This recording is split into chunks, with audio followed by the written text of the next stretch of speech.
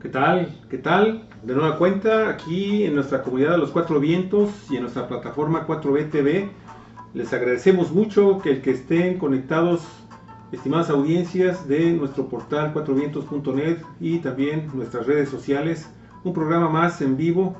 Queremos agradecerle mucho el favor de su atención.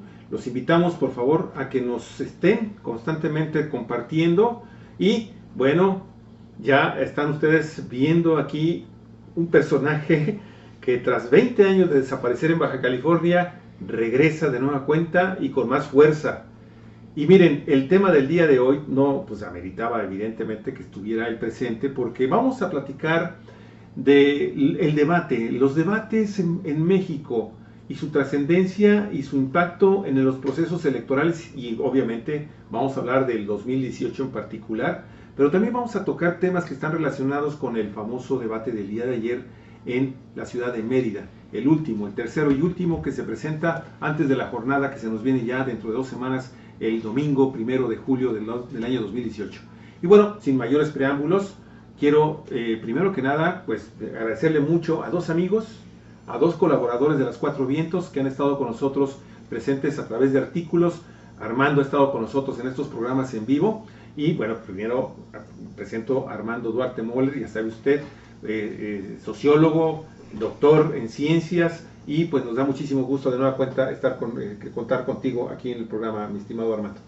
Muchas gracias, igualmente con el placer de todos los miércoles de estar aquí compartiendo contigo y tu auditorio. Muchas gracias. Y amigos, el personaje enmascarado. Muchos se van a sorprender quién es él. Él, le dije, oye, ¿quieres que te presente solamente como supercívico? ¿O quieres que también te presentemos con tu nombre, con tu personalidad real? Y dice, no, adelante, por mí adelante. Arturo Ruiz Contreras, ¿qué tal? ¿Cómo estás? Muy bien, muy bien. Me da mucho gusto, de veras Igualmente, me saludo un personaje Javier, de esta naturaleza. Armando Duarte Moller, un amigo de mucho tiempo, un conocedor de la vida política y de la vida social, no únicamente de Ensenada, sino del Estado. Así es. Y por su experiencia, pues Armando Duarte ya como exdiputado federal, pues es una de las mentes críticas y con mucho conocimiento que aporta pues opinión hacia la sociedad de Ensenada y de Baja California. Yo muy honrado, un saludo a los buenos amigos, a la gente buena, y un piquete de ojos a esos politiquillos, corruptillos, canallines, mentirosines, como lo dimos algunos el día de ayer, en donde yo creo que los formatos próximos de los debates en próximas contiendas, yo creo que tendrá que asemejarse más a un ring, porque hubo de todo, golpes bajos, piquetes de ojo, mentiras, marrullerías. Yo luchadores creo que sucios. Son rudos. La clase política en México es cada vez una clase de seres humanos, de personas que se están caracterizando más por el ataque, por la calumnia, por la mentira y por la guerra sucia, que muy poco aporta al fortalecimiento de la democracia en un pueblo como el nuestro. No, pues ahí vas a tener chamba, man. Definitivamente soy entrenador. Nosotros somos un luchador social que encarna al pueblo de México, a lo mejor del pueblo de México. Quiero contarles rápidamente que este personaje nace en 1994-95 como parte del Frente Cívico Mexicalense. Tuve el honor de estar integrando una lucha en conjunto con líderes destacados de Mexicali y del Estado en general, como es Dolores de Méndez, claro. Como es Sergio Tamay, que todavía sigue activo en la política y en la lucha social, y de un amigo que pues ya partió, se nos adelantó al Eterno Oriente, Humberto Zúñiga Sandoval, que fue diputado por el PRD, y un líder social, un líder popular, carismático, como muchos líderes que pues tienen contrapuntos, ¿no? Cosas buenas, cosas malas, pero bueno, así nace el supercívico como una encarnación de las luchas sociales, y tuve el honor de que nos apadrinara, nos presentara en sociedad Superbarrio Gómez, un personaje también a nivel de la Ciudad de México, del movimiento urbano popular. Un honor estar con ustedes. Al contrario, supercívico, te agradecemos mucho. Bueno, por favor compartan, porque la presentación de Supercívico en este programa, que de veras es histórico, porque les digo, desapareció Supercívico. ¿Eres técnico, Rudo? Yo soy rudo, Ajá, ok. definitivamente. Sí. Entonces, ahora regresa 20 años después y lo hace en este programa. La verdad, amigos y amigas, es un placer tenerte acá, mi estimado supercívico. Muchas gracias. Empezando sobre el tema, se han dicho ya tantas cosas en el transcurso de las últimas 12 horas, 13, 14 horas, amigos y amigas, después del debate. Hemos estado escuchando de todo. Han existido como, no sé, cientos de programas post-debate. Y nosotros, me gustaría mucho conocer su punto de vista de manera sintetizada. ¿Qué les pareció el debate, este último, el tercero?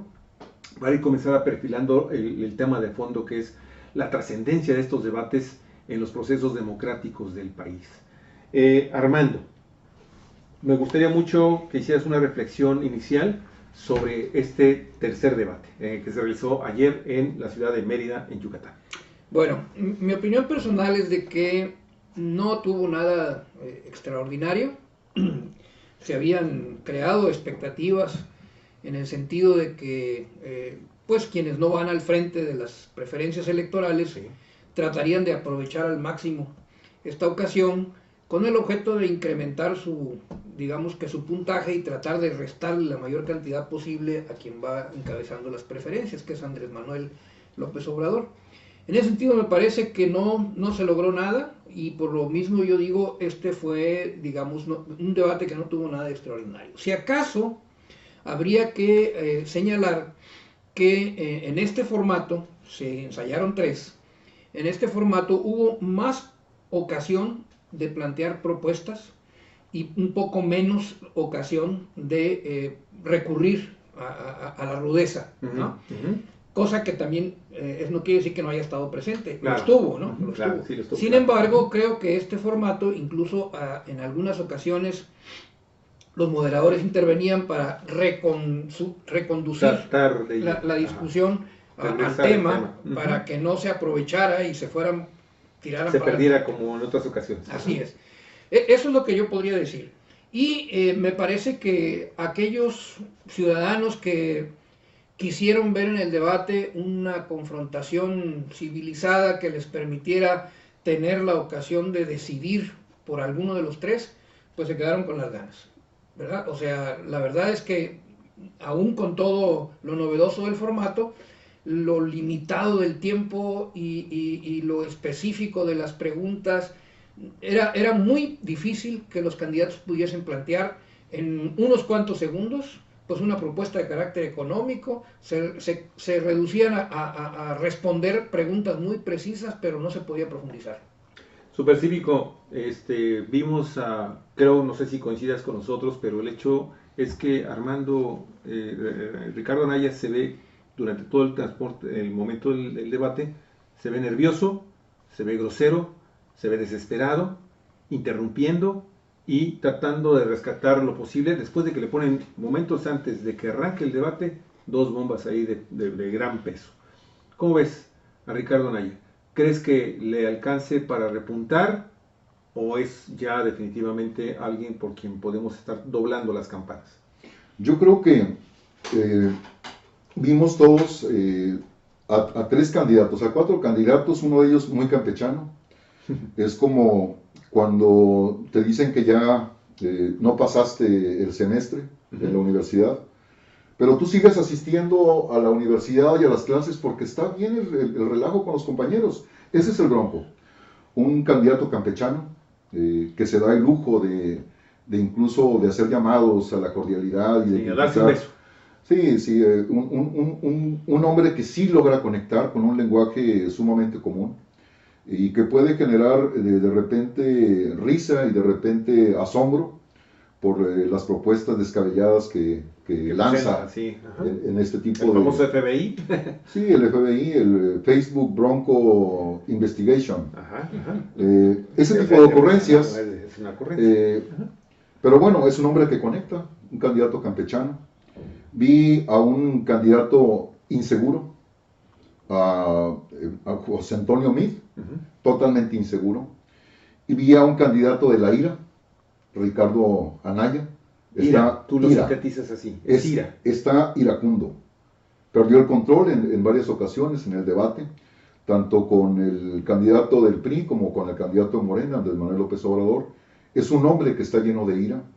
Yo creo que eso es lo que nos están mostrando los debates, más que el conocimiento amplio de cada uno de los temas. Sí. Creo que este tipo de debates le permiten a la sociedad ir midiendo y conociendo realmente la actitud y la aptitud de los candidatos que aspiran a ocupar la titularidad del Poder Ejecutivo en este país. ¿Y Andrés Manuel? Andrés Manuel yo lo vi ya como un estadista.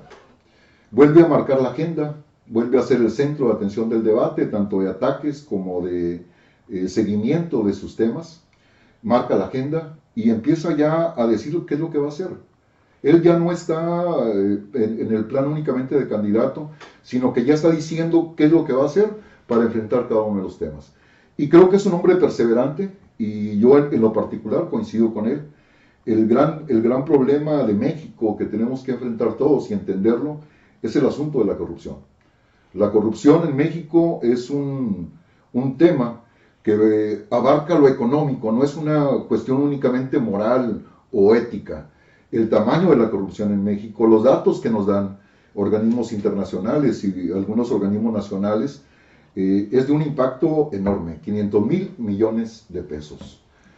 Eso únicamente en lo federal. Sí, seguro que... Pero en los estados, en las entidades, aquí tenemos un gobernador que yo estoy esperando con ansias el 30 de junio el informe de la Auditoría Superior de la Fiscalización del país, en donde yo espero que haya luces sobre lo que está pasando en Baja California con un gobernador corrupto, frívolo, que no nos merecemos los bajacalifornianos. A Kiko Vega sí hay que aplicarle no nada más piquete de ojos, sino unas zancadillas, unas patadas por su parte trasera.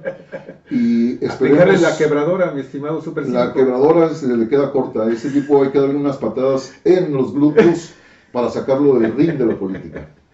Armando, también se estuvo planteando mucho el hecho de que Andrés Manuel en su proyecto no representa en realidad ningún cambio, ¿sí? Y es más, hemos visto en algunos postdebates que se ha estado afirmando que, aparte de que lo han señalado de nueva cuenta como populista, han estado señalando de que su ingreso a la presidencia de la República, en caso de que el día 1 de julio la ciudadanía vote por él y lo lleve al triunfo, no representa en realidad ni siquiera un cambio en el sistema económico que vivimos. Ayer trataron el tema económico, o al menos trataron de esbozarlo.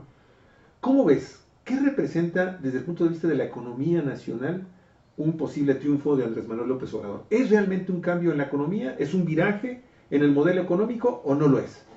Bueno, yo en mi opinión personal pienso que sí lo es. No es un viraje radical. Aquí habría que matizar esta cuestión porque la historia nos enseña que las grandes transformaciones radicales en los modelos económicos son producto de una convulsión social, sí, de una revolución. Y no estamos en este momento frente a una revolución. Por ejemplo, te diría, en el caso de nuestro país, la revolución de 1910 significó una transformación en el modelo económico que se venía desarrollando en el porfirismo. Un modelo económico que estuvo basado en el reparto de las tierras, que no se hizo efectivo realmente sino hasta el periodo de Lázaro Cárdenas, pero que implicó una transferencia de riqueza de unas cuantas manos a la mayoría del pueblo. Y esto sentó las bases para un nuevo desarrollo económico, era el fundamento del proyecto cardenista, que planteaba la posibilidad del desarrollo de México por una vía no estrictamente capitalista. Sí. Lo que pasó después es otra historia. En el caso de López Obrador, él ha hecho referencias constantemente a que este modelo económico, al que califica de neoliberal, y no es una calificación que él haya inventado, es una calificación que se ha manejado incluso en el ámbito de la academia de la investigación social, ¿verdad? Que es un modelo basado precisamente en la no intervención o la reducción de la intervención del Estado en la economía. Es decir, el de trasladar la dirección de la economía a las fuerzas del mercado y que el Estado no intervenga. Ese es básicamente y se privatizan los recursos naturales de un país. Del neoliberalismo. Andrés Manuel ha dicho que va a retomar la rectoría económica del Estado, ¿verdad? Es decir, el Estado va a intervenir en la economía. Esto no significa que se vaya a estatizar la economía, pero sí que el gobierno va a tener la posibilidad de utilizar todas las herramientas que le proporciona la política económica para poder conducir en una determinada dirección el desarrollo del país. ¿Y en qué dirección la quiere encaminar Andrés Manuel? En la dirección de una economía en donde haya crecimiento económico, pero con distribución de la riqueza. Hasta ahorita en México lo que hemos tenido ha sido, ni siquiera eso, ¿verdad? Un desarrollo económico mediocre, pero con una gran concentración de la riqueza. Y eso es lo que se pretende cambiar, y eso es un cambio de modelo económico. Okay. En donde el Estado mexicano va a recomponer las bases de su soberanía. Es decir, rescatando el sector energético como un sector estratégico de la economía. Esto de la revisión de los contratos tiene ese propósito, es decir, que la riqueza de nuestro subsuelo y particularmente los hidrocarburos sean una palanca para el desarrollo de México y no un negocio para las transnacionales. Okay. Es un cambio. Y la otra muy importante, la lucha por la soberanía alimentaria. Lo hemos comentado aquí, que un país que depende en su suministro de alimentos de las importaciones que hagan de sus socios comerciales, ¿no? Es un país muy vulnerable. Sí, más cuando estás hablando de cuestiones de alimentos, de semillas. Cuando Andrés Manuel plantea recuperar esa soberanía alimentaria a través de tratar de producir en México lo que consumimos, esto no quiere decir que lo vayamos a lograr al 100%, ojalá y pudiésemos, pero México no es un país que tenga, digamos, que esté tan bien dotado en cuanto a tierras como lo están, por ejemplo, los Estados Unidos o Argentina, ¿no? Claro. Que son grandes productores de alimentos, ¿no? Por las tierras, la calidad de sus tierras, la existencia de suficiente agua, etcétera, etcétera. Sin embargo, es posible, y es posible hacerlo no con un criterio mercantilista, porque los neoliberales dicen, pero ¿cómo? ¿Vas a apoyar a pequeños campesinos que no son productivos? Es que ellos ven todo en función de la cuestión económica, y el apoyo al campo y la producción en el campo no solamente juega, no solamente un factor económico, sino también de desarrollo humano. Y de autonomía de una nación. Porque proporciona, ¿verdad?, a esa gente posibilidades de tener alimento, claro, de poder vivir con dignidad y además de proveer al país de recursos alimenticios que de otra manera están siendo traídos del extranjero. Entonces, yo creo que sí lo es, pero no es un cambio como lo han querido plantear algunos. No es socialismo, no es comunismo, porque de repente no es anarquía, el argumento no es caos. El argumento es que es un cambio que nos va a llevar al desastre. No es eso. Y luego utilizan el argumento, es que no es en realidad ningún cambio. Bueno, por fin, eso no es. Yo digo, sí lo es, pero no es ese cambio con el que nos quieren espantar, ¿verdad? Sino un cambio orientado a lograr un crecimiento económico con justicia social. Oye, Supercívico, fíjate que cuando he estado reflexionando sobre esto que acaba de mencionar desde hace rato, y yo recuerdo que en el 88, cuando pues se presenta el Frente con Cuauhtémoc Cárdenas como candidato a la presidencia, no era esto lo que se quería implementar en el país. No era algo similar. No, había una gran crisis de poder, efectivamente, como en este momento también desde el poder político y de los grupos cúpulas, de los grandes decididores de las cosas en este país. Y se quiso implementar, rescatar y evitar precisamente que se implementara el neoliberalismo o que continuara avanzando después de la administración de Miguel de la Madrid, que es podemos decir que es el padre de todo este sistema en nuestro país. Pero ¿no es esto lo que se buscaba en el 88, Supercívico? Por supuesto. En México hemos vivido un proceso de una transición hacia la democracia, pero una transición totalmente aletargada. En la década de los 80s es cuando surge la contradicción hacia adentro de la bestia monopólica que controlaba el país, que era el Partido Revolucionario Institucional. En su seno surgen las grandes contradicciones entre lo que se llamaban tecnócratas contra los herederos de la Revolución Mexicana. Okay. Y entre ellos estaban personas tan destacadas como la economista Ifigenia Martínez, Porfirio Muñoz Ledo y el ingeniero Cuauhtémoc Cárdenas. En el 87 surge la corriente crítica o la corriente democratizadora del PRI. Le cierran los espacios porque ya el poder lo tenían efectivamente ya los tecnócratas, los neoliberales, y tenían un candidato a modo. Carlos Salinas de Gortari. Carlos Salinas de Gortari. Okay, ajá. Le cierran el paso al ingeniero Cárdenas adentro del PRI.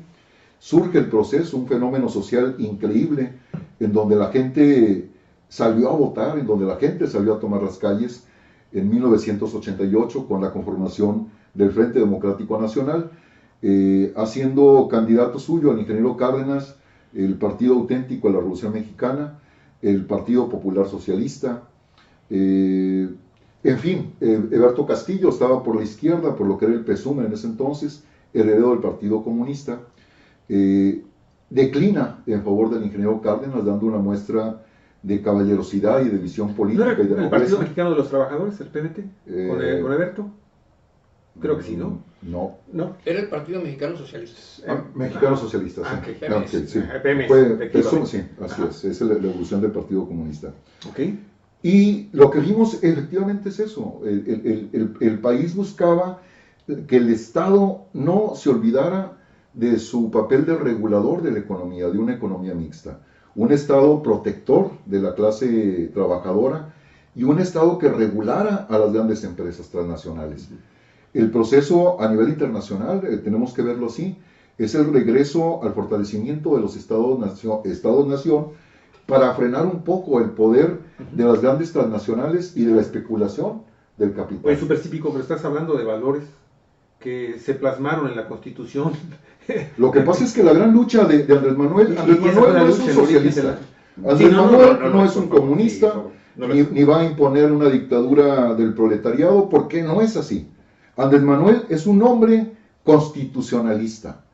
Y su planteamiento, si lo vemos a detalle, es únicamente que se concreten los derechos y las garantías de tipo social que están establecidos en la Constitución. Y no hay que hacer nada más allá.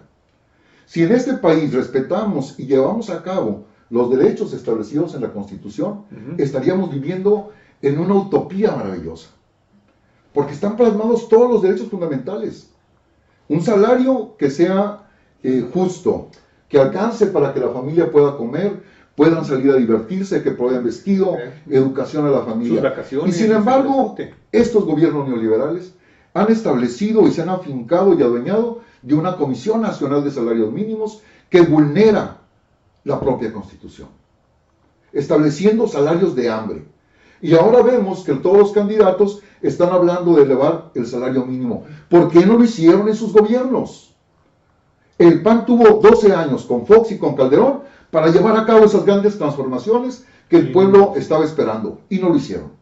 Y el PRI la historia, ¿no? regresa con las uñas muy largas y los dientes muy largos, con mucha hambre, y se vuelven lo más corrupto que habíamos visto en la historia de este país. Una corrupción voraz, en donde los gobernadores, sin recato alguno, se roban propiedades, agua de las comunidades, se roban el dinero de la gente. En el caso de Baja California, tenemos que señalarlo, hay un desvío de recursos que no han demostrado en dónde están por parte de Kiko Vega, por más de 1,000 millones de pesos, de programas de tipo social. Y tenemos que averiguar. Entonces, el asunto en el país, por eso digo yo, que efectivamente lo que está buscando el pueblo de México es una democracia que vaya más allá de lo únicamente electoral. Una democracia real en donde las familias puedan vivir bien, que puedan tener empleo, que tengan alimentos, y eso lo podemos hacer con un gobierno honesto, que es lo que está ofreciendo Andrés Manuel. Honestidad, transparencia y combate efectivo a la corrupción. No va más allá, no es un cambio de modelo económico de fondo, pero sí de la visión, del papel que tiene el Estado con su gente, con la población y sobre todo para rescatar la soberanía nacional. Una de sus grandes propuestas, una de las grandes virtudes de las que presume Andrés Manuel López Obrador es precisamente que es una persona honesta, que no es un corrupto. Ayer volvió de nueva cuenta a señalarlo cuando Ricardo Anaya, se le va a la yugular y le dice, oye, ¿sabes qué? Tú tienes ahí a un personaje que es tu asesor, ahí está, y él le diste durante varios años, cuando tú fuiste jefe de gobierno de la capital de la República, le dices contratos hasta de manera directa, sin licitación, por hasta 170 millones de pesos. Hoy eso se verifica, hoy eso se comprueba por la verificadora MX, quien está diciendo sí, efectivamente, son 4 contratos, 2 de ellos tienen que ver directamente con Andrés Manuel López Obrador. Esta situación impacta, Armando, supercívico, impacta esta aura de pulcritud y de incorrupción de Andrés Manuel López Obrador.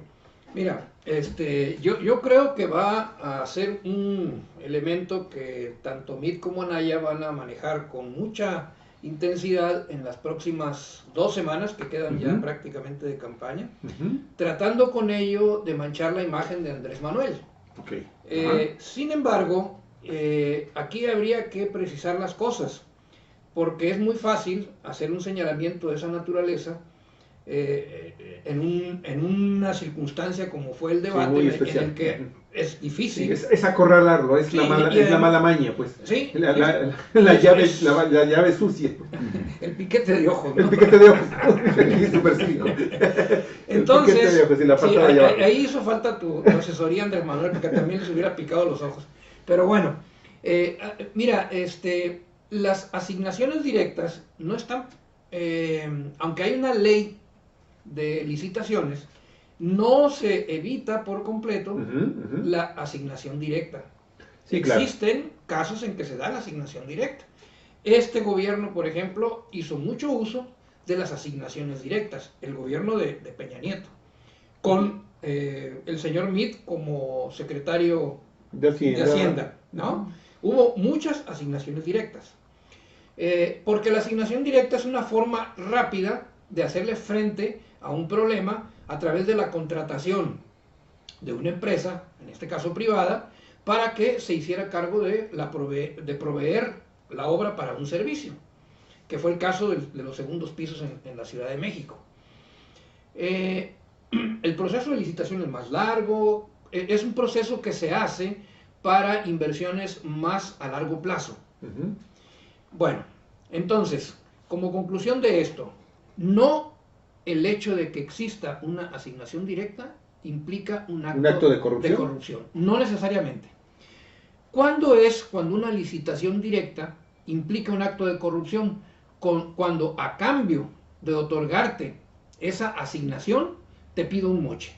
Que fue lo que hizo Ricardo Anaya, ¿verdad? Estuvo involucrado en este tema de los moches, ¿verdad? Aquellos presupuestos que manejaba la Cámara, sí, y en donde los diputados disponían de una cantidad de dinero para ir a sus distritos a hacer obras, ¿verdad?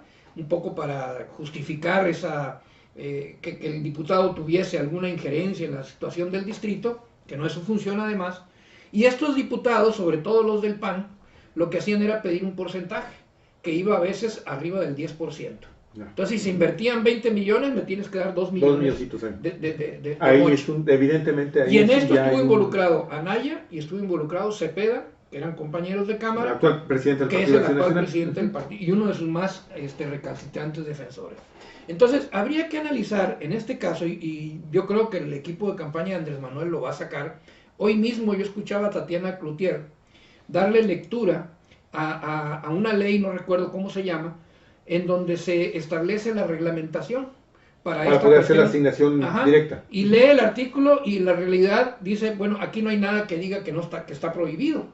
Y si eso se hizo de manera limpia, no hay nada que perseguir. Entonces, habría que revisar cuál es el marco normativo vigente en el momento en que Andrés Manuel era el candidato, porque no hay que revisar el de ahora, sino el que estaba vigente entonces, obviamente, sí, para ver si efectivamente esta conducta cae dentro de lo que podríamos llamar un acto de corrupción y un acto criminal. Ahora, yo lo que digo es lo siguiente: si hubiese sido así, si hubiese sido un acto de corrupción, ¿no creen ustedes que esto lo hubieran sacado desde hace muchísimo tiempo y no faltando 15 minutos para las 12? De hecho, la Auditoría Superior de la Federación y a través de la Asamblea, la Asamblea Legislativa de la Ciudad de México, hizo un estudio, hizo una investigación. La Contraloría de la Ciudad de México hizo esa investigación. Hicieron alrededor de 59 observaciones de estos contratos, amigos y amigas, y lo que finalmente resolvió fue que, pese a que se cometieron esas anomalías y que se corrigieron todas ellas, no hubo un daño al patrimonio de la Ciudad de México. Ni un acto de corrupción. Por lo mismo, entonces, podrías concluir, no hubo esa corrupción, aunque de cualquier forma hay que señalar, porque también es bien cierto que nosotros como periodistas constantemente estamos sacando también licitaciones y no licitaciones, y cuando vemos que no hay licitación, siempre hemos estado con esa duda, y siempre lo hemos manifestado así, si está dentro de lo legal o lo ilegal. ¿Por qué? Porque lo que estamos tratando de buscar es finalmente la transparencia de estas acciones de gobierno. ¿Por qué se destina directamente una obra cuando podrías hacerlo convocando cuando menos a tres empresas para que entre ellas concursen y finalmente a la que mejor te resulte, esa es a la que le vas a asignar la obra? No obstante, no quiere decir que este procedimiento de licitar entre 3 o más compañías una obra, un servicio del gobierno, sea finalmente la mejor forma de hacerlo, porque también hemos hecho muchas investigaciones de compañías que después de participar en un concurso, en una licitación y ganar, resulta que lo que te prometen durante la licitación es totalmente diferente a lo que termina. Y el último ejemplo que tenemos sobre este tema es precisamente el tema de la desalinizadora de Ensenada. Así es. En donde se le entrega un contrato, gana OHL, otra gran transnacional española, sumergida en infinidad de actos de corrupción, de presunta corrupción aquí en México, amigos y amigas, y ligadas también con el tema de Enrique Peña Nieto, gobernador del Estado de México, Enrique Peña Nieto, presidente de la República, y que cuando gana la licitación en el año 2011, la obra la fijan con una inversión de 512 millones de pesos.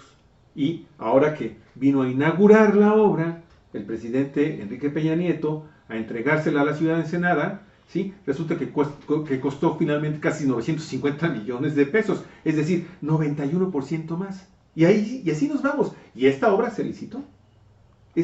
Participaron varias compañías y esa licitación se la entregaron finalmente a OHL. En fin. Supercívico, bueno, primero, porque vemos que están ustedes aquí participando, muchísimas gracias a todos, les pedimos de favor, porque yo no puedo estar en este momento, estar compartiendo el programa, si nos pueden ayudar con eso, amigos y amigas, se los vamos a agradecer mucho, y de seguro muchos de ustedes que llegaron tarde al programa estarán preguntándose, ¿y qué está haciendo este señor enmascarado aquí, hablando como está hablando? Amigos y amigas, Supercívico, muchos de ustedes lo conocen en Cuatro Vientos porque ha escrito muchos artículos muy interesantes desde el punto de vista también, lo que pasa es que Supercívico, al igual que Armando, pues son especialistas, son politólogos, amigos y amigas, dan asesorías desde el punto de vista politólogos, han participado en procesos políticos también interesantes desde el punto de vista electoral, entonces son conocedores de estos temas y por eso están aquí. Pero Supercívico es un personaje que ya nos platicó que surge en el año de 1997, 94-95 en Mexicali, y hace que 23 años. 20 años después está de nueva cuenta aquí con nosotros. Usted a lo mejor lo conoce por su nombre y nos autorizó precisamente a dar en este programa su nombre, ¿sí? Arturo Ruiz Contreras, ¿ok? Y Arturo, Supercívico, dentro de todo este contexto, me llama mucho que no se puede aterrizar prácticamente nada en estos formatos, y luego más con un Ricardo Anaya tan desesperado como se vio en el proceso, y con las dificultades también de Andrés Manuel López Obrador para expresarse, para comunicarse, que lo sabemos que es así, ese es su estilo, ya lo conocemos de muchos años desde ahora. Pero desde el punto de vista, se habló también de la reforma educativa, ¿sí?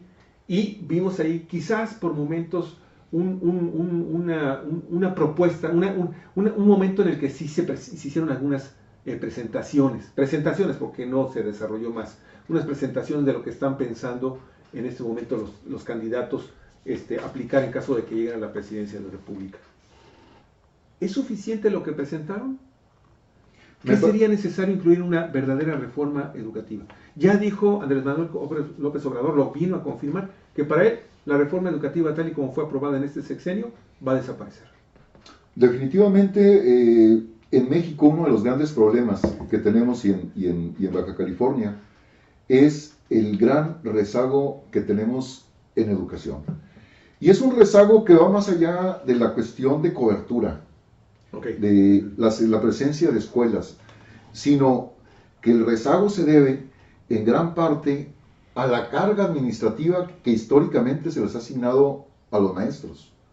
Los ponen en las escuelas, sobre todo de colonias populares o rurales, el maestro se convierte en administrador, en recaudador, en generador de recursos para poder hacerle frente a la falta de infraestructura educativa y tratar así de mejorar la educación de sus estudiantes. En México el rezago educativo tiene que ver con la asignación del presupuesto necesario del Producto Interno Bruto. Tenemos un rezago histórico y luego tenemos una burocracia, que hay que señalarlo, que también afecta al proceso educativo. Tenemos una gran carga burocrática, que son los que se benefician del presupuesto, y los maestros cada vez tienen salarios menores y más carga. Y entonces, efectivamente, esta mal llamada reforma educativa es una reforma laboral disfrazada. Por eso Andrés Manuel plantea que lo que va a hacer para poder elevar la calidad de la educación, desde la cuestión de los currículum, el currículum educativo, la regionalización de la educación, porque efectivamente no es lo mismo Baja California que Chiapas, o algunas otras partes del país, como los estados de Hidalgo, con un gran rezago social, pero que tienen una carga cultural importante. Entonces, la calidad educativa también tiene que responder a las cuestiones regionales y a la idiosincrasia de cada una de las regiones del país. Y por eso Andrés Manuel dice, va abajo la reforma educativa, porque es una reforma laboral que atenta contra el derecho de los maestros, y plantea, nosotros vamos a dignificar el salario y las condiciones del maestro, y vamos a elevar la educación, la calidad educativa en el país, convocando a reuniones de análisis y de propuesta a expertos en materia educativa, a los propios maestros y a los padres de familia. Yo creo que esa es la alternativa. Lo que plantea el candidato Mid de invertirle y transformar la educación, inyectándole más recursos a la cuestión de preescolar, a hacerle a las escuelas el 100% de escuelas de tiempo completo, y con inglés, dice Anaya. Bueno, ¿por qué no lo hicieron?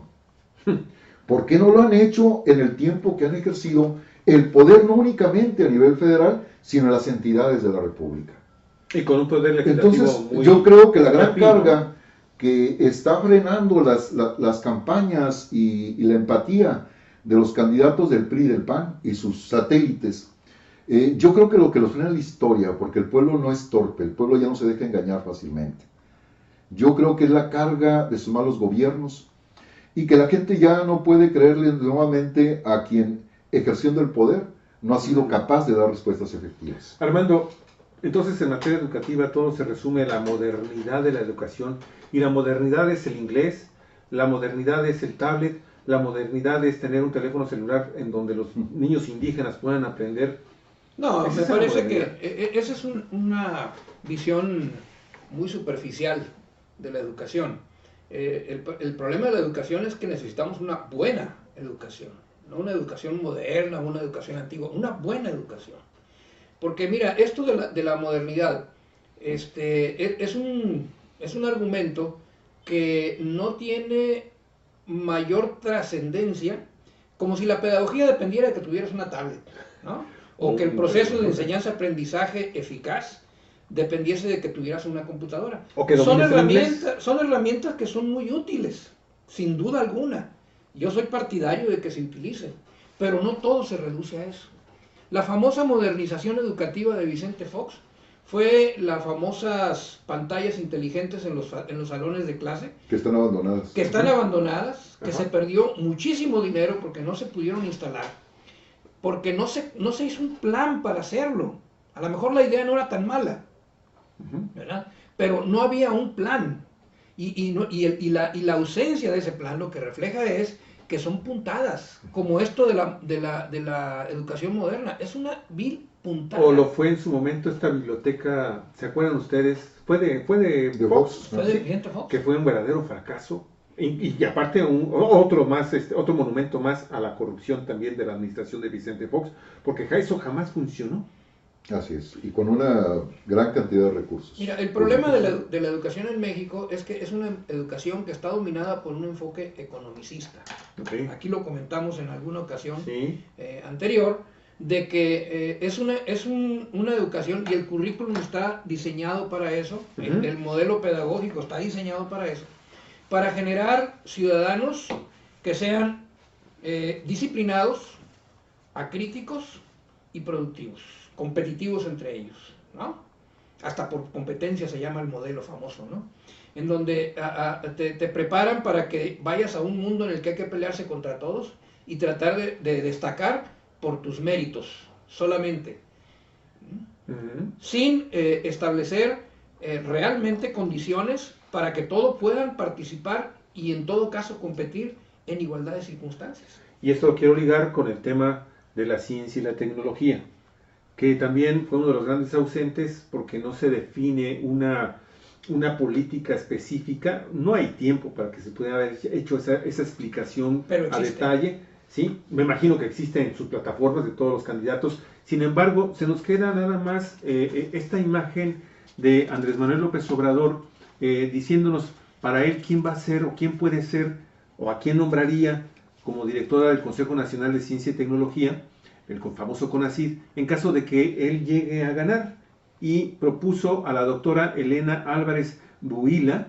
¿sí?, como la directora de CONACYT, y bueno, estamos hablando de una destacadísima investigadora científica mexicana, Premio Nacional de Ciencias por su contribución al conocimiento de los riesgos de los organismos genéticamente modificados, y también fundadora y presidente actualmente de la Unión de Científicos Comprometidos con la Sociedad en México. ¿Qué les dice esto?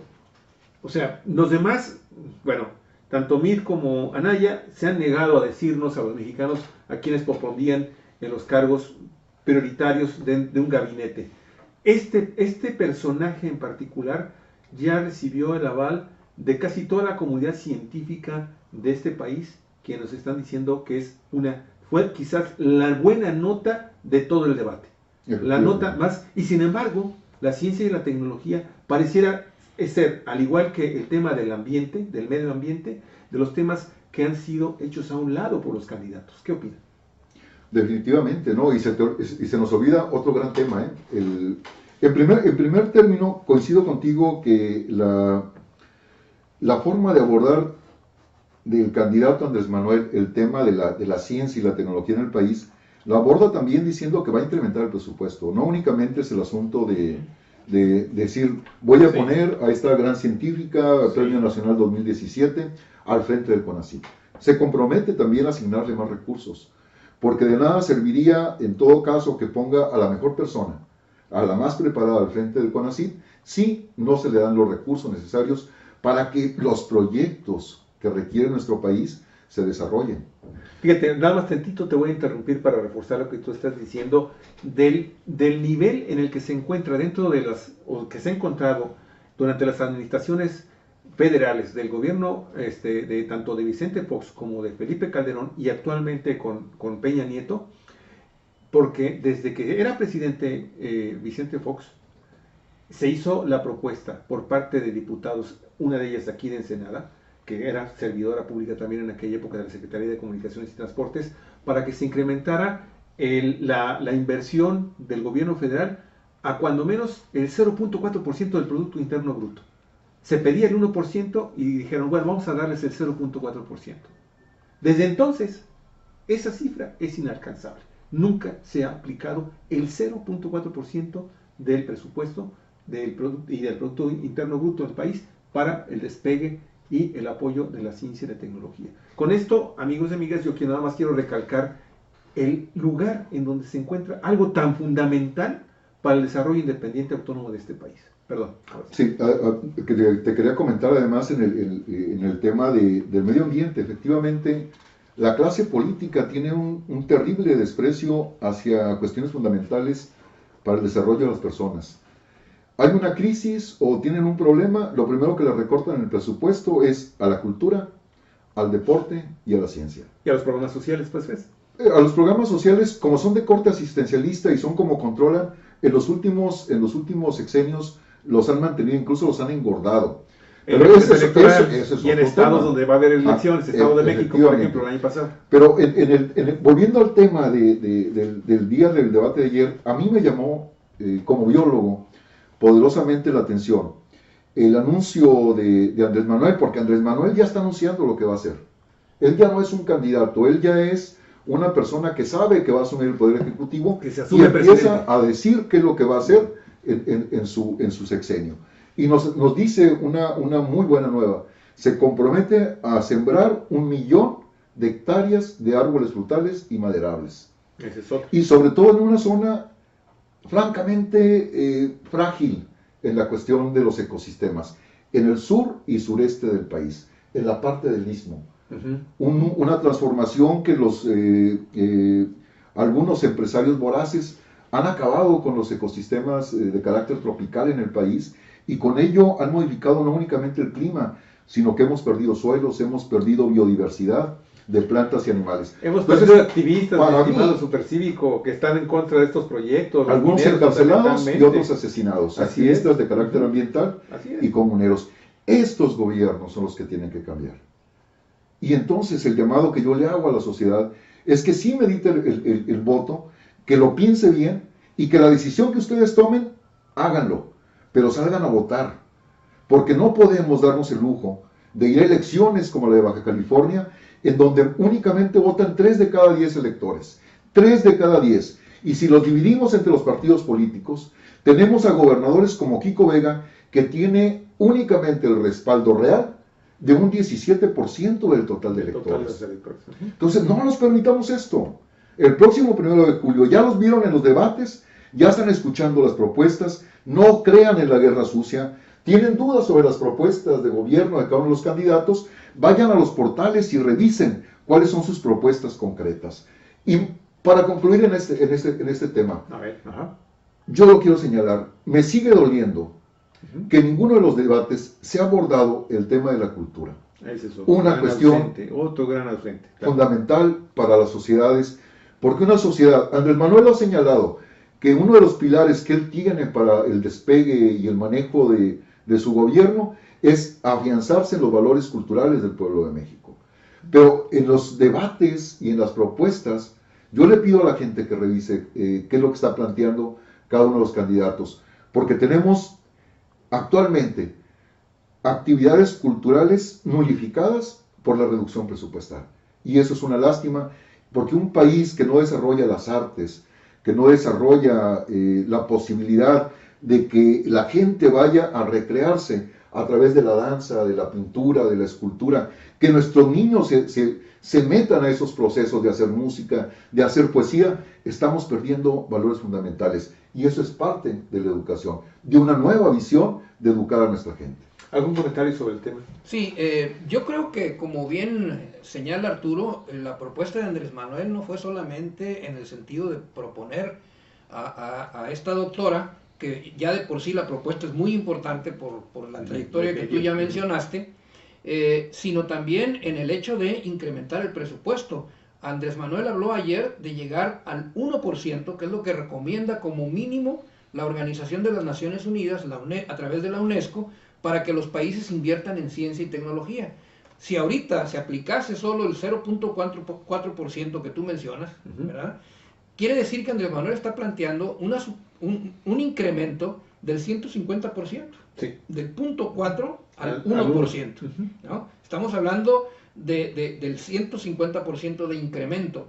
Ahora, quienes han tenido la oportunidad de estar en contacto, en relación con el ambiente de la investigación y de la academia, se da cuenta que en México, por ejemplo, hay una gran propensión de los científicos a irse del país a trabajar en otros países, en virtud de que lo que allá les pagan es mucho más que lo que les pagan acá. Y bueno, se han buscado la manera de retenerlos, por ejemplo, que las becas, que los sistemas como el Sistema Nacional de Investigadores, pero es bien engorroso ese pero sistema, que están corroídos por una burocratización tremenda. Y ayer Andrés Manuel dijo, vamos a analizar esto, porque tenemos que mejorar este tipo de mecanismos para que se pueda realmente estimular la investigación y la producción científica en nuestro país. Y ahora voy yo a retomar la cuestión que había mencionado con respecto a la educación, el enfoque economicista. En México no se invierte en ciencia y tecnología porque este gobierno y esta clase en el poder y el neoliberalismo han tomado la decisión de que México consuma la tecnología que se produce en los países desarrollados. Así es. Nada más hay que ver el número de patentes, es ridícula la patentización. No les interesa para nada que en México se haga investigación. Si no fuera así, el presupuesto que se dedicaría a eso sería mucho más grande y no sería una de las primeras, de los primeros aspectos del gobierno que recibiera el corte de las tijeras cuando es necesario hacer un ajuste en el presupuesto. Lo dijo claramente, cuando se necesita hacer un recorte del gasto, lo primero es ciencia y tecnología, educación y cultura. Es a lo que le cortan. Vamos a entrar ya, amigos y amigas, a la última parte del programa. Queremos agradecerle muchísimo el que esté con nosotros. Voy a tomar un momentito para saludar y para leer algunos de los comentarios que nos están haciendo, amigos y amigas. Me voy a acercar un poco porque, como usted puede ver, la verdad es que para mí ya las cosas a veces me quedan demasiado lejos, pero ya desde aquí ya puedo ver que están con nosotros o han estado con nosotros Taxis Jesús Núñez, muchas gracias. Gina Trevi también, muchísimas gracias Gina, muy amable por estar con nosotros. La maestra Tete Manríquez Peña, muchísimas gracias maestra. Santos Venegas San Quintín, Pati Ferro, ¿qué tal Pati? Dice la maestra Manríquez, hace falta más tema ambiental en el debate. El formato se quedó corto porque fue repetitivo con temas ya tratados en el pasado. Y el segundo debate, en el primero y segundo debate, muy buen conductor Leonardo Curcio y duro Carlos Puig. Obrador muy bronceadito y relajado. Al Bronco no lo tomamos en serio, pero hizo mejor papel que anteriormente. Mid gira en torno de AMLO, jejeje. Gracias maestra. Miriam Cano, ¿qué tal Miriam? Un abrazo también para ti, muchas gracias por estar con nosotros. Comparte el programa si puedes. Jesús Jiménez Macías, muy amable, también Jesús por estarte haciendo presente. Beatriz Heréndira Villanueva, Betty, un abrazote, cuídate mucho, un saludo muy afectuoso para ti, para la familia. Mi esposa. Tu esposa, la esposa de Supercívico. Oye, también anda en las caras. Ella es más ruda que yo. Lo hice por experiencia. Qué barbaridad de las cosas que uno se entera, amigos y amigas. Mario Gómez, también Mario, muchísimas gracias por estar con nosotros. Ricardo Aguiñaga nos dice, la fuerza que representa Andrés Manuel López Obrador hace que los otros giren en torno a él. Se pierden los ataques y eso los pierde y no tienen más que ocurrencias que a la postre terminan copiándole el proyecto de gobierno. Como Anaya con su propuesta de las tabletas. No lo tenía ni pensado. Se le ocurrió en el momento y solo lo dice porque no le hace un planteamiento distinto. Muchas gracias, muy amable Ricardo, muy amable por tu comentario, disculpa por la lectura, estoy un poquito de cegueta si no alcanzo a leer muy bien, disculpen. Osvaldo Medina, ¿qué tal mi estimado licenciado? Te mandamos un afectuosísimo saludo. Pati Ferro también con nosotros, muchísimas gracias Pati, muy amable por compartir. Laura Gómez también está con nosotros, al igual que Julio César García, mi estimado Julio, te mando un abrazo. Cuídate mucho, mi estimado Julio. Y déjame me acerco aquí porque no alcanzo a leer bien. Osmara Flores García, también muchas gracias por tu comentario. Yo les había también propuesto que platicáramos un poco ya sobre este tema de los debates. Ya son 3 debates, ya se pusieron, se realizaron. La gran pregunta es, ¿qué con los debates? ¿Funcionan? ¿Funcionaron? ¿Creen ustedes que algunas de las personas que están indecisas, que es un porcentaje por lo que parece ser, por lo que manejan casi todas las encuestas, anda entre un 20 y un 25% de indecisos en las encuestas, es un número importante? ¿Creen que sirvieron de algo para que un indeciso pueda tomar una decisión de decir, me gustó esto que dijeron en el debate, me voy con este voto? O sea, ¿están abonando los debates, tal y como están diseñados por el Instituto Nacional Electoral, al asentamiento de la democracia representativa, participativa? ¿Cómo ven? ¿Quién primero? Mira, mi punto de vista es que este arroz ya se coció. Okay. Efectivamente, incluso algunos te plantean el 27% de personas que al momento de que se les encuesta no te dicen por quién van a votar, o sea, se abstienen. Pero los márgenes que existen es que ese indeciso, primero, si va a votar, si acude a las urnas, obviamente que no se va a ir en un bloque completo de 27% a sumar a uno de los 3 aspirantes. La tendencia natural es que ese 27% que no se ha definido va a tender a repartirse entre los 3. Y eso acumula, por eso hablamos de preferencia. El Bronco es testimonial. El Bronco es un gobernador de Nuevo León que le quedó mal a la raza. Yo tuve la fortuna de crecer en la regiomontana, en la Sultana del Norte, en Monterrey. Allá está mi familia todavía, mi madre. No, y no te hablan cosas maravillosas. No, pues de hecho, ahora con el internet le damos seguimiento a las cosas. Hay una gran decepción de mucha gente con el Bronco. Primero porque no cumple su palabra y brinca de gobernador como un chapulín tradicional a intentar ser presidente de la República. Y tanto que se criticaba los orígenes partidistas de varios de los candidatos que estaban ahí, fundamentalmente de Andrés Manuel y fundamentalmente también de Mir y de Ricardo Anaya y de los demás que se han sumado a diversos candidatos, de diversas corrientes políticas, ideológicas y partidistas a estos frentes, a estas coaliciones, pero él tiene un pasado priista, ¿no? Así es. Y un pasado difícil, pero quisiera ir a la pregunta. Para interrumpir, pero decías tú, de los 3, los debates, el voto se reparte. 2018 que organizó el INE, creo que merecen nuestro reconocimiento y nuestro aplauso, porque por primera vez intentan acudir a otro tipo de formatos en donde sí se pudo percibir, insisto, el tiempo y los temas que se abordan son muy difíciles de abordarlos en tan poquísimo tiempo. Lo que sí nos están permitiendo a la sociedad es ver la personalidad de cada uno de ellos. Y como dice por ahí un refrán popular mexicano de mucha sabiduría, el pez por su boca muere. Y yo creo que en los debates es lo que ha catapultado a algunos por su congruencia entre el decir, el hacer y sobre todo su historia personal, y las mentiras de algunos que al día siguiente le rebotan y los lastran hacia abajo. El caso de Ricardo Anaya, yo creo que no hay nadie que le haya hecho más daño a Ricardo Anaya que él mismo, con sus mentiras, con su soberbia y con su ira. Yo por eso hablo de que el candidato del PAN es un candidato que representa la ira, el coraje y la soberbia. Y por eso la gente le está cobrando la factura. Yo creo que este arroz ya se coció. Yo estoy esperando el 1 de julio a las 8 de la noche para seguramente celebrar con muchos mexicanos el triunfo de Andrés Manuel López Obrador. Entonces, ¿sí incide positivamente? Para mí sí. Armando. Bueno, yo creo que los debates, si a alguno de los candidatos ha favorecido, a la luz de los resultados que nos muestran las encuestas, es al puntero.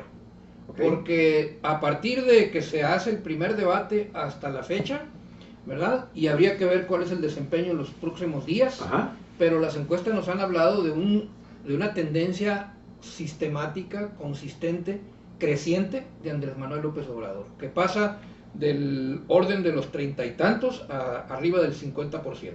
Ha tenido, en la opinión de los encuestólogos, ¿verdad?, un crecimiento sorprendente, que no se había visto nunca y que además rompe esquemas, porque lo que ha pasado en las anteriores elecciones en México y en algunos otros países es que el puntero siempre tiende a estabilizarse o a bajar, ¿verdad? Y dependiendo de su capacidad de sostenerse es que logra ganar. Aquí no, el puntero no solamente no se ha sostenido ni ha bajado, sino que ha incrementado. Y la distancia entre él y los seguidores se ha ido haciendo cada vez más grande. Entonces yo creo que si algún efecto han tenido los debates es esto. Creo que hay mucho que hacer. Ciertamente estos debates han sido novedosos, pero me parece que hay mucho por hacer. A mí el que más insatisfecho me dejó fue el segundo debate, porque parecía que era el debate de los moderadores y no de los candidatos. Incluso rayaron en lo grosero también, a la hora de interrumpirlos. Sí, me parece que los debates son para que los candidatos se explayen y habría que buscar otro tipo de mecanismos. Yo remito, por ejemplo, a la experiencia francesa. En Francia no hay spots en las campañas electorales. Los tiempos en radio y televisión se utilizan para que los candidatos dispongan del tiempo suficiente para explicar, si tú quieres, al detalle sus propuestas. Aquí hemos hablado mucho acerca de que quedó cojo aquí, que quedó corto allá. En los debates, claro, sí. Pero es que en tan poco tiempo no se puede. Imposible. Es imposible hablar. Y luego tantos temas, ¿no? Aquí quiero eran 5 temas. Y los 5 por sí mismos, uno de ellos era motivo de un solo debate.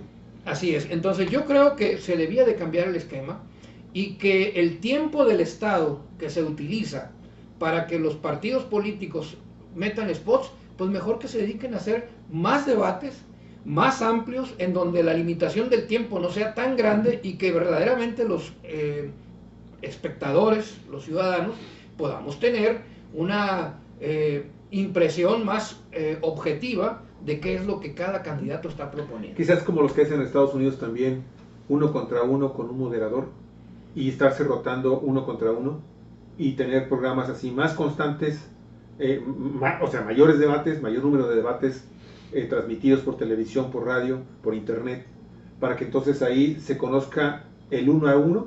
Pues tendrían que explorar, si yo pienso, los diferentes procedimientos y escoger el que más se adapte a nuestra realidad, porque también traer así nomás porque pues por traerlo, sí, claro. No. O sea, allá es otra sociedad. Sí, es otra sociedad, sin embargo, eso te permite también de alguna forma, en lo que tú estás diciendo y con lo que yo coincido, en que es necesario que estos debates trasciendan también el pleito de cantina y que trascienda finalmente para que los indecisos digamos, mira, entonces creo que por aquí va.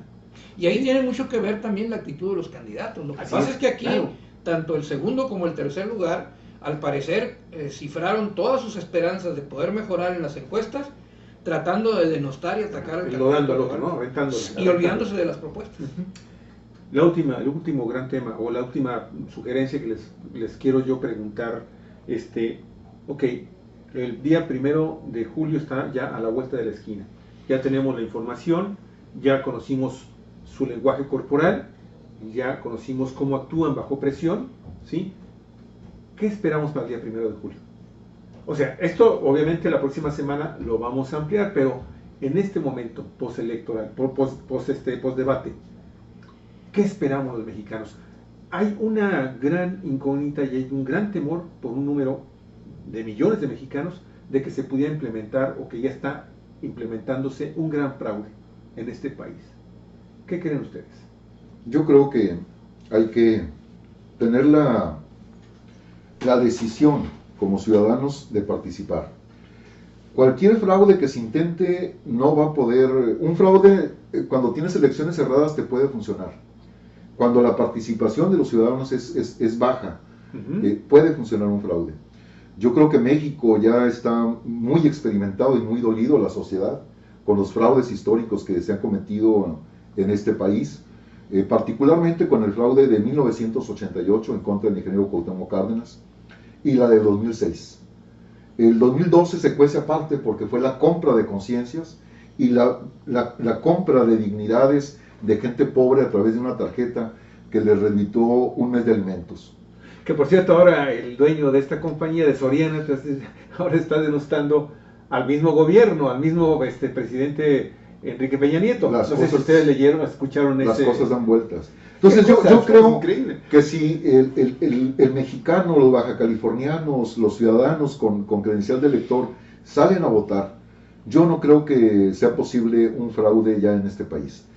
Si la gente participa además como observadores, si la gente que está contendiendo, apoyando a sus candidatos, se convierte en representante de casilla, en defender la legalidad del proceso, yo creo que vamos a ir a vivir una fiesta cívica el próximo 1 de julio. Y lo que resta, estos días hasta el 27 del mes de junio, pues va a ser una lluvia de guerra sucia. Ya inició el día de hoy, de hecho, en todas las redes sociales en contra de Andrés Manuel. Yo creo que ese veneno ya no mata, ese veneno engorda al candidato puntero. ¿Se romperán, mi estimado Armando, las estadísticas de participación ciudadana en este proceso electoral? Bueno, hay una expectativa en el sentido de que vamos a llegar a un alto nivel de participación, entre el 60 arriba del 60%, ojalá y así sea.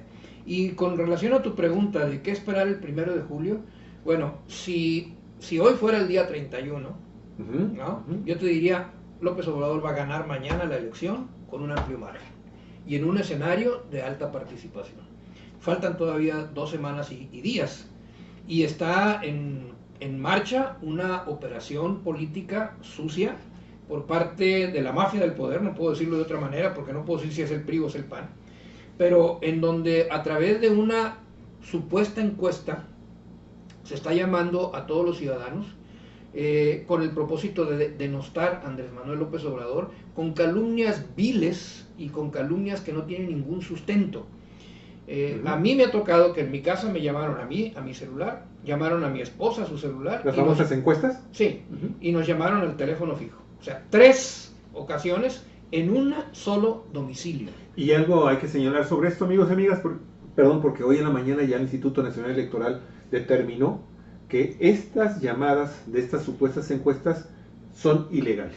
Están quebrantando la normatividad en materia político-electoral y van contra ellas, van a hacer una investigación. Esperaríamos que no solamente fuese la declaración, sino que efectivamente se actúe. Esa es otra cosa. Porque esta famosa investigación, no sé cuánto vaya a durar, a lo mejor ya pasó la elección para cuando tengan algún resultado, porque ahorita con la tecnología que existe es muy fácil, en mi opinión, llegar al fondo del asunto, de dónde están saliendo las llamadas, y de ahí, pues, quién las pagó.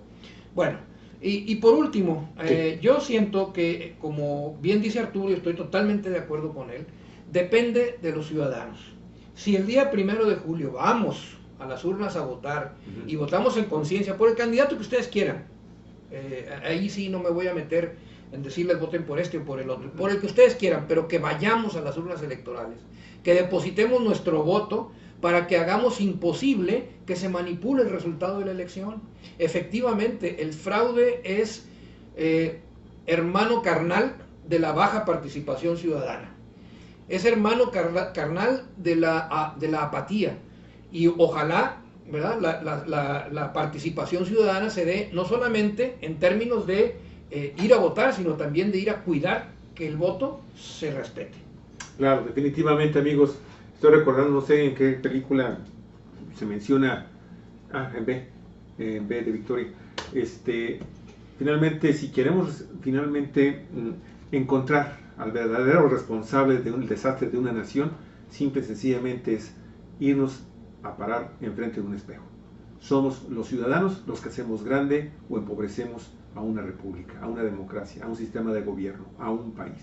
Ricardo Aguiñaga, muchas gracias. Dice, les decíamos, los debates sirvieron para conocer al MID y a Anaya, para exhibir su corrupción y falsedad. Bueno, pues amigos y amigas, muchísimas gracias por estar con nosotros en este programa del día de hoy. Queremos agradecerle muchísimo el favor de su atención. Este programa lo vamos a, obviamente, en un momento más a subir en nuestro canal en YouTube, en un video de alta definición, y pues por favor compártelo. Ahí el programa en Facebook se queda ahí almacenado para que usted también, si le gusta, lo pueda escuchar en el momento que usted considere pertinente. De momento no nos queda más que agradecerles muchísimo. ¿Algún comentario final, mi estimado Supercívico? Sí, a ver, un llamado a los amigos de Baja California, de Ensenada y de las partes en donde nos estén viendo. Si tienen credencial de elector, salgan y voten, y de ser posible, y si así nos quieren apoyar, voten por Andrés Manuel López Obrador. Este país ya merece un cambio, y ese hombre es el único que nos puede ofrecer la posibilidad de cambiar un sistema de gobierno que durante los últimos 30 años ha demostrado que es un gobierno corrupto, insensible para con la gente. Armando. Bueno, pues que parafraseando aquí a Supercívico, este 1 de julio vayamos y le apliquemos la quebradora a este régimen corrupto y lo echemos para afuera del gobierno. Pero primero picarle los ojos y después una patada allá donde... Y a los amigos, amor y paz. Muchas gracias, amigos, muchísimas gracias, y nos vamos con esto de un poco de música y continuamos para el día de mañana. Esperamos aquí que esté usted también en nuestra transmisión normal, convencional, en cuatrovientos.net. Nos vamos con esto.